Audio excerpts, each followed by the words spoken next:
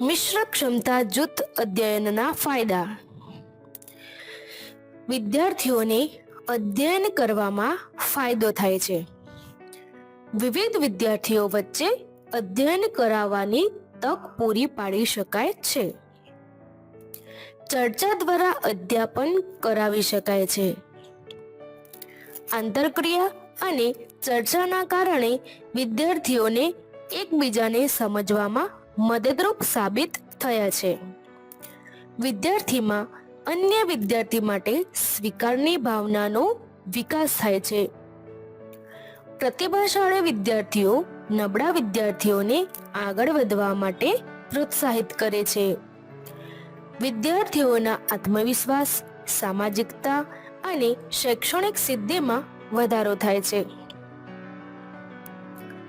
મિશ્ર ક્ષમતા જૂથ અધ્યયનની મર્યાદા. શિક્ષક પક્ષે વધુ આયોજન અને તૈયારી માંગી લે છે. વિદ્યાર્થીઓની સામાજિક અને ઘરનું વાતાવરણ ધ્યાનમાં રાખવામાં આવતું નથી. વિદ્યાર્થીઓની જરૂરિયાત ઓળખી અને તે અનુસાર જૂથની રચના કરવી ખૂબ જ મુશ્કેલ બની જાય છે. Thank you.